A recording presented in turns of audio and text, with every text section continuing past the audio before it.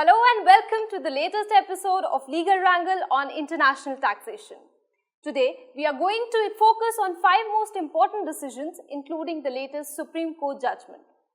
Then we take up an interesting case where the Commissioner of Income Tax desires to intervene in the assessment proceedings under Section 263, the application of rule of estoppel on the assessee while choosing comparables, and finally, the dispute over the choice of CUP or TNMM method for computation of arm's length price.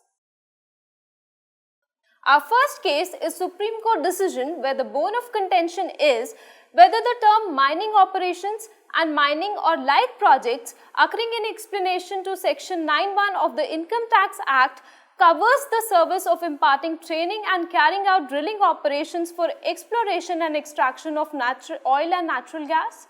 Let's have the facts from Prabjot.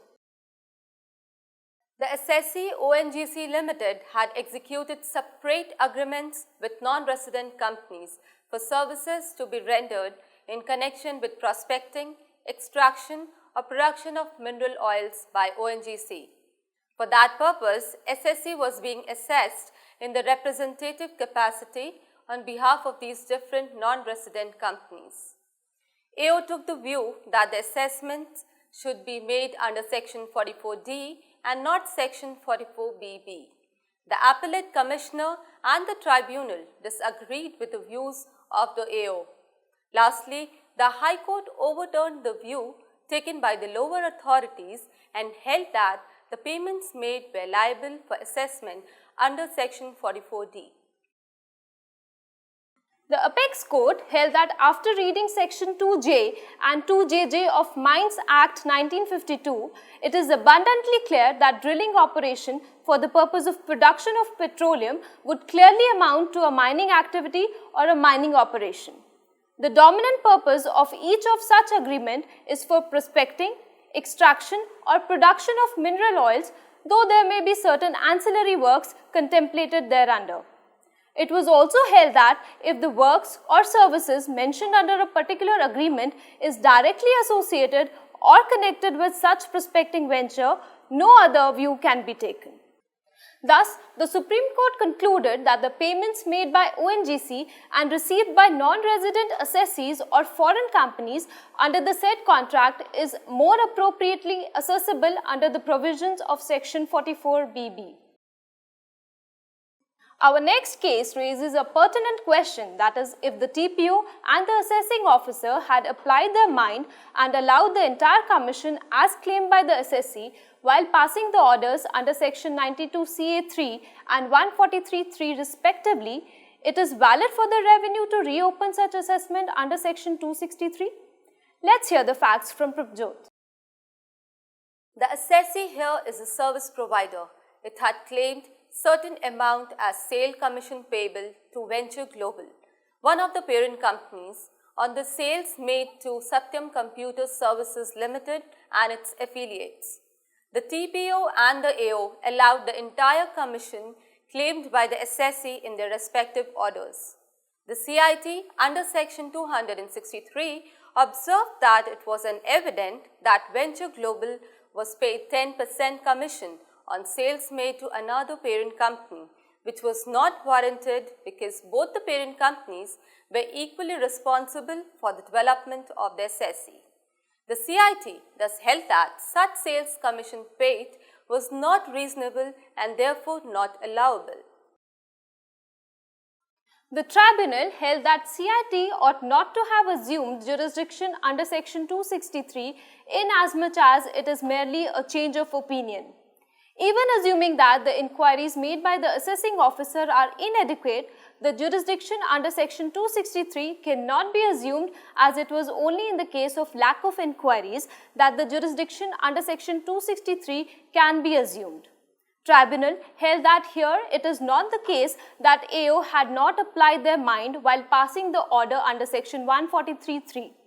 Therefore, the intervening order of CIT passed under Section 263 is annulled.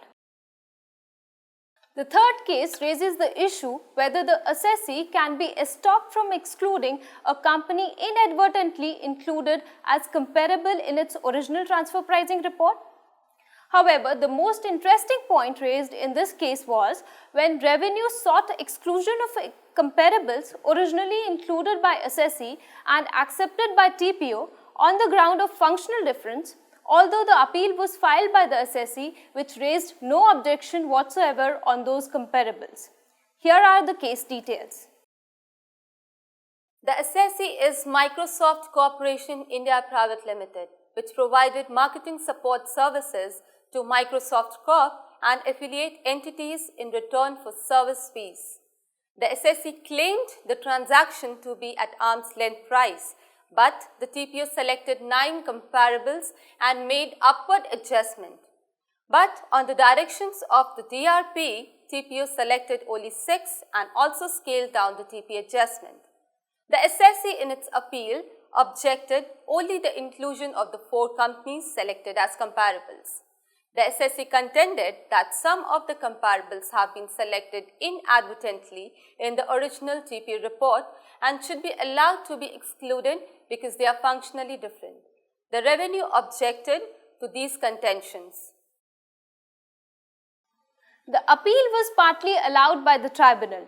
The tribunal held that there is no rule of estoppel operating against the assessee and any company wrongly selected as comparable in original report can always be excluded for the first time before the tribunal. The tribunal also accepted the request of the assessee for exclusion of several companies for they could not be matched with the marketing services profile of the assessee. Coming to the prayer of the revenue for exclusion of 2 comparables and fresh adjudication of the matter, the tribunal rejected the same on the ground that this appeal was filed by the assessee and they had raised no objection on those 2 comparables. The tribunal also observed that even though the companies were not comparable, but there was no remedy in such a situation because those 2 companies had been accepted by the TPO in the comparability analysis. After Industrial Revolution, the digital revolution which all of us are experiencing today is the next big phenomenon. And it is undoubtedly changing, rather expanding the contours of our existence, whether we live in cities or hinterland. And e-commerce happens to be the heart of this phenomenon.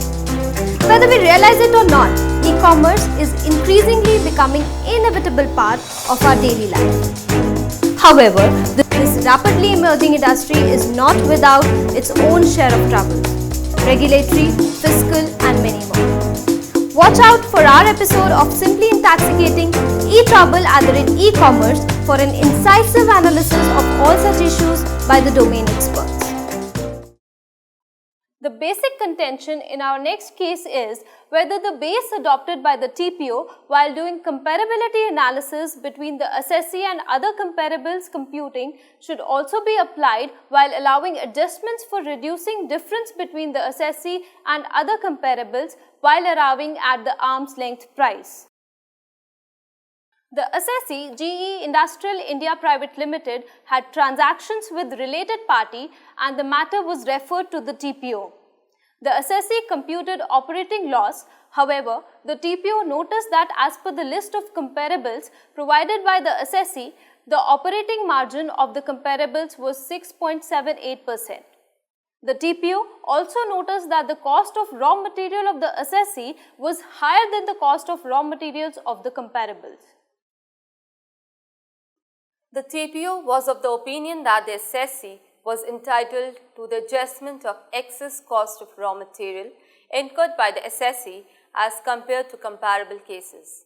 The TPO compared the raw material of the assessee as well as comparables by dividing the cost of raw material through the sales.